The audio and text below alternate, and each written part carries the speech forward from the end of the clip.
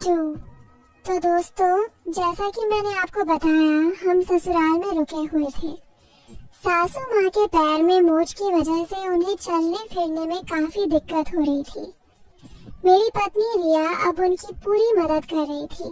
सुबह से शाम तक रिया माँ को सहारा देकर इधर उधर ले जाती, उनके लिए खाना बनाती और उनकी हर छोटी बड़ी जरूरत का ख्याल रखती थी।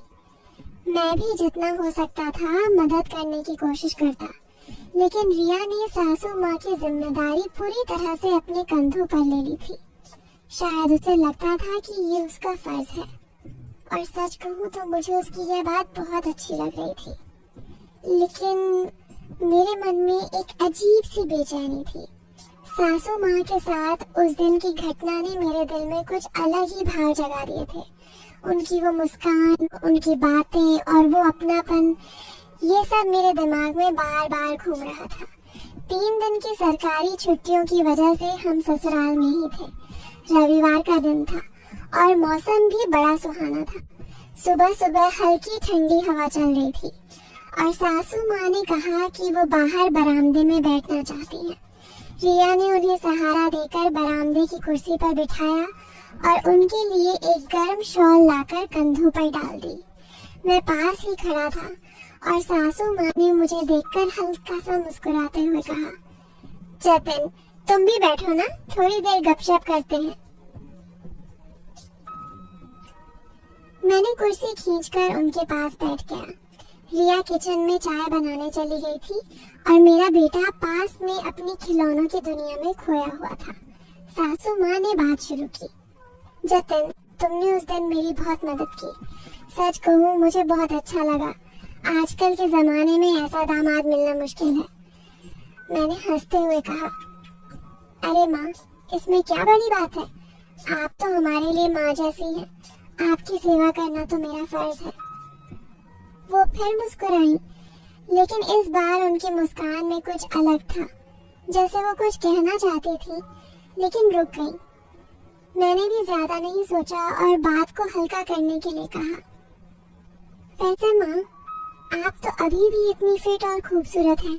ससुर जी तो जरूर आप पर फिदा रहते होंगे। मेरी बात सुनकर वो जोर से हंस पड़ी। अरे जतिन, अब क्या खूबसूरती, ये तो जवानी की बातें हैं। अब तो बस बच्चों और परिवार की चिंता रहती है। फिर वो थोड़ा रुकी और बोली, लेकिन तुम्हारी बातों में एक बात तो सही है, इंसान को अपने लिए भी थोड़ा जीना चाहिए, है ना? मैंने उनकी बात को गौर से सुना। उनकी आंखों में एक चमक थी, जैसे वो कुछ पुरानी यादों में खो गई हो। मैंने हल्के से कहा, बिल्कुल माँ, आप अभी भी जवानी में ही हैं। बस थोड़ा सा और ध्यान रखिए और ससुर जी को भी बोलिए कि आपको थोड़ा और वक्त दें। वो हंसते हुए बोली, अरे तुम्हारे ससुर जी को तो बस अपने दोस्तों और दारू से फुर्सत मिले तब ना। लेकिन हाँ, तुम्हारी बात सही है, शायद मुझे भी थोड़ा अपने लिए जीना चाहिए। इतने में रिया चाय लेकर आ गई।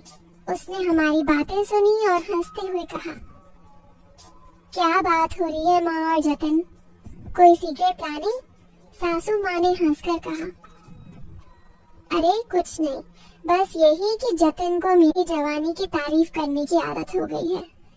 रिया ने मेरी तरफ देखकर भौहें चढ़ाई और मजाक में कहा, अच्छा जी, अब माँ को भी तारीफ करने लगे? मुझे तो कभी इतनी तारीफ नहीं मिलती। मैंने हंसते हुए कहा, अरे तुम तो मेरी जान हो, तुम्हारी तारीफ तो मैं हर दिन दिल में करता हूँ। सासू माँ और रिया दोनों हंस पड़ी। उस पल में माहौल इतना हल्का और खुशनुमा था कि मेरे मन की सारी बेचैनी कहीं गायब हो गई। लेकिन फिर भी मेरे दिल के किसी कोने में सासू माँ की वो बातें और उनकी वो मुस्कान बार बार गूंज रही थी। शाम को जब हम सब साथ में डिनर कर रहे थे, सासू माँ ने अचानक कहा, जतिन, तुम्हारी मालिश ने मेरे पैर को बहुत आराम दिया। अगर तुम्हें बुरा ना लगे तो आज फिर से थोड़ी मालिश कर दो। रिया ने तुरंत कहा, अरे माँ, जतिन को इतना परेशान क्यों करती हो? मैं कर देती हूँ। लेकिन सासू माँ ने हंसते हुए कहा, नहीं रिया, जतिन के हाथों में जादू है, तू तो बस मुझे सहारा देती रहे। मैंने रिया की तरफ देखा, वो हल्का सा मुस्कुराई और बोली, ठीक है माँ, जतिन ही कर देगा, लेकिन जतिन ज्यादा तारीफ सुनकर उड़ मत जाना। मैंने हंसते हुए कहा, अरे उड़ने का सवाल ही नहीं, माँ की सेवा में तो मैं हमेशा तैयार हूँ।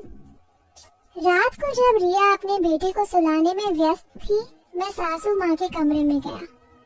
मलहम लेकर मैंने फिर से उनके पैर की मालिश शुरू की। इस बार वो पहले से ज्यादा सहज थी। वो बोली, जतिन, तुम्हारी वजह से मुझे बहुत राहत मिल रही है, तुम सच में बहुत अच्छे इंसान हो। मैंने कहा, माँ ये तो बस छोटी सी बात है, आप खुश रहिए, यही मेरी खुशी है। वो चुप रही, लेकिन उनकी आंखों में एक अजीब सी चमक थी। मालिश करते वक्त मेरे मन में फिर वही पुराने विचार उभरने लगे। मैंने खुद को समझाया, लेकिन दिल और दिमाग की जंग में दिमाग बार बार हार रहा था। तभी सासू माँ ने धीरे से कहा, जतिन, तुमने जो उस दिन कहा कि मेरे लिए ये एक नई शुरुआत जैसा है, उसका मतलब क्या था? मैं एकदम से रुक गया, मेरे पास जवाब नहीं था। मैंने हल्के से कहा, माँ मेरा मतलब था कि शायद हमारा रिश्ता अब और गहरा हो गया है माँ और बेटे का। वो हल्का सा मुस्कुराई और बोली, हाँ शायद, लेकिन जतिन, कुछ रिश्ते ऐसे होते हैं जो समझाने से ज्यादा महसूस किए जाते हैं। उनकी इस बात ने मुझे और उलझन में डाल दिया। मैं चुपचाप मालिश करता रहा, लेकिन मेरा मन अब पूरी तरह से उधेड़ बुन में था। क्या सासू माँ भी मेरे मन की तरह कुछ सोच रही थी, या ये बस मेरे मन का वहम था? मैं उसे अपनी असली माँ बनाना चाहता था। तभी रिया कमरे में आ गई और बोली, जतिन, माँ को अब आराम करने दो, चलो हमें भी सोना है। मैंने मालिश बंद की और सासू माँ को गुड नाइट बोलकर बाहर आ गया। रिया के साथ अपने कमरे में लेटा हुआ था, लेकिन नींद मेरी आंखों से कोसों दूर थी। मेरे दिमाग में बस सासू माँ की बातें और उनकी वो मुस्कान घूम रही थी। अगले दिन सुबह जब मैं उठा तो रिया ने बताया कि सासू माँ की तबीयत थोड़ी नासाज है। शायद मोच की वजह से उन्हें हल्का बुखार आ गया था। रिया ने कहा कि वो डॉक्टर को बुला रही है। मैंने कहा, रिया तुम चिंता मत करो, मैं सब संभाल लूंगा। डॉक्टर ने सासू माँ को देखा और कुछ दवाइयाँ दी, साथ ही कहा कि उन्हें पूरा आराम करना होगा। रिया को अगले दिन ऑफिस जाना था क्योंकि उसकी छुट्टियां खत्म हो गई थी। मैंने कहा, रिया तुम ऑफिस चली जाओ, मैं माँ का ख्याल रख लूंगा। रिया ने मेरी तरफ देखा और मुस्कुराते हुए कहा, जतिन तुम सच में बहुत अच्छे हो, माँ को तुम्हारे जैसा दामाद मिला, ये उनकी खुशकिस्मती है। उस दिन रिया ऑफिस चली गई। उसने जाते जाते मुझे हिदायत दी, जतिन माँ का पूरा ख्याल रखना, दवाइयाँ समय पर देना और कुछ भी जरूरत हो तो मुझे फोन करना। मैंने हंसते हुए कहा, अरे तुम टेंशन मत लो, मैं सब संभाल लूंगा, माँ मेरे लिए माँ से कम थोड़े ही है। रिया ने मेरी तरफ एक प्यारी सी मुस्कान दी और चली गई। घर में अब सिर्फ मैं, मेरा बेटा और सासू माँ थे। मेरा बेटा अपनी दुनिया में मस्त था, कभी खिलौनों से खेलता तो कभी बरामदे में इधर उधर दौड़ता। सासू माँ अपने कमरे में बिस्तर पर थी। डॉक्टर ने उन्हें पूरा आराम करने को कहा था और उनकी मोच अभी भी पूरी तरह ठीक नहीं हुई थी। मैंने सुबह का नाश्ता तैयार किया, सासू माँ के लिए हल्का सा दलिया और अपने लिए 2 पराठे। बेटे को मैंने दूध और बिस्किट दिए। नाश्ता लेकर मैं सासू माँ के कमरे में गया। माँ लीजिए, थोड़ा दलिया खा लीजिए, डॉक्टर ने कहा है कि आपको हल्का खाना खाना है। मैंने कहा और उनके सामने ट्रे रख दी। सासू माँ ने हल्का सा मुस्कुराते हुए कहा, जतिन तुम इतना ख्याल रखते हो, मैंने सोचा भी नहीं था कि मेरा दामाद इतना प्यारा होगा। मैंने हंसते हुए कहा, जी माँ, ये तो मेरा सौभाग्य है कि मुझे आप जैसी माँ मिली। अब चुपचाप दलिया खाइए, नहीं तो रिया मुझे डांटेगी। वो हंस पड़ी और धीरे धीरे दलिया खाने लगी। मैं उनके पास बैठा रहा और बातें करता रहा। बातों बातों में मैंने पूछा, माँ आपकी तबीयत अब कैसी है? मोच का दर्द कैसा है? उन्होंने कहा, थोड़ा बेहतर है बेटा, लेकिन अभी भी पैर में थोड़ा दर्द है। तुम्हारी मालिश ने सच में बहुत आराम दिया था। मैंने तुरंत कहा, तो फिर आज फिर से मालिश कर दूं? आप बस बोलिए। वो हल्का सा हंसी और बोली, तुम तो बस मौका ढूंढते हो मालिश करने का, लेकिन ठीक है, अगर तुम्हें कोई परेशानी नहीं तो कर दो। मैंने मलहम उठाया और उनके बिस्तर के पास बैठ गया। धीरे धीरे उनके पैर की मालिश शुरू की। इस बार मैं थोड़ा और सावधानी से मालिश कर रहा था, क्योंकि मुझे पता था कि उनकी मोच अभी पूरी तरह ठीक नहीं हुई थी। उनके तलवों पर हल्के हाथों से मलहम लगाते हुए मैंने मालिश शुरू की। उनके चेहरे पर फिर वही संतोष भरे भाव दिखाई देने लगे। वो आंखें बंद करके चुपचाप लेटी हुई थी और मैं धीरे धीरे मालिश करता रहा। थोड़ी देर बाद मैंने पूछा, माँ अब कैसा लग रहा है? उन्होंने आंखें खोली और मेरी तरफ देखकर कहा, जतिन तुम्हारे हाथों में सच में जादू है, मुझे बहुत आराम मिल रहा है। मैंने हंसते हुए कहा, बस माँ आप ठीक हो जाइए, यही मेरी सबसे बड़ी खुशी है। वो फिर चुप हो गई, लेकिन उनकी आंखों में वही अजीब सी चमक थी जो मुझे पिछले कुछ दिनों से परेशान कर रही थी। मैं मालिश करता रहा, लेकिन मेरे मन में फिर वही उधेड़-बुन शुरू हो गई। क्या सासू माँ भी मेरे मन की तरह कुछ सोच रही थी, या ये सब बस मेरा वहम था? मालिश खत्म करने के बाद मैंने मलहम को वापस अलमारी में रखा और उनके लिए पानी का गिलास लाया।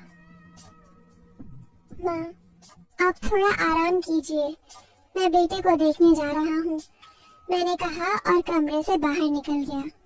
बाहर बरामदे में मेरा बेटा अपने खिलौनों के साथ खेल रहा था।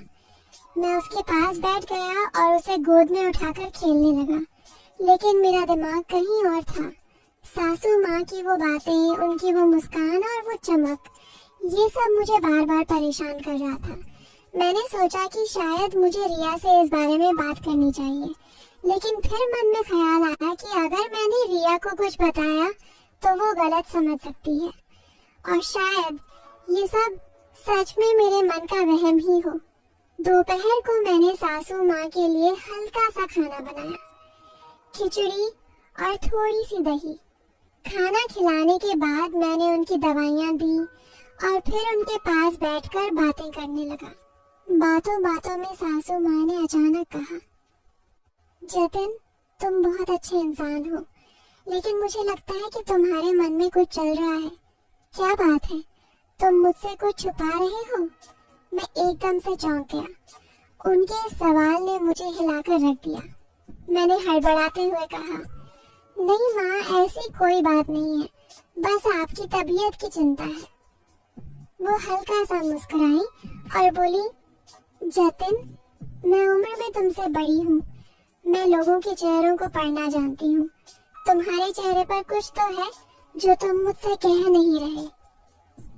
मैंने सोचा कि अब शायद मौका है। अगर मैं अपने मन की बात कह दूं तो शायद ये उलझन खत्म हो जाए, लेकिन फिर मैंने खुद को रोका। मैंने कहा, माँ सच में कुछ नहीं है, बस थोड़ा काम का तनाव है। वो चुप रही, लेकिन उनकी आंखों में वही चमक थी। उन्होंने धीरे से कहा, ठीक है बेटा, लेकिन याद रखना मैं हमेशा तुम्हारे लिए हूँ। अगर कभी कुछ कहना हो तो बेझिझक कहना।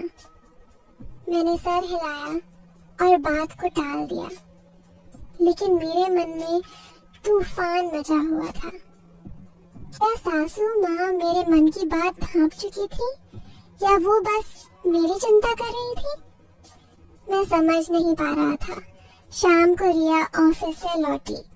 उसने सासू माँ की तबीयत के बारे में पूछा और फिर मुझे थैंक्स कहा। जतिन, तुमने माँ का इतना ख्याल रखा, इसके लिए थैंक्स। मैं जानती हूँ कि तुम बहुत अच्छे इंसान हो, उसने कहा और मेरे गाल पर एक हल्का सा चुम्बन दे दिया। मैंने हंसते हुए कहा, अरे इसमें थैंक्स की क्या बात, माँ मेरी भी तो माँ है। रात को डिनर के बाद हम सब साथ बैठे। सासू माँ अब थोड़ा बेहतर महसूस कर रही थी।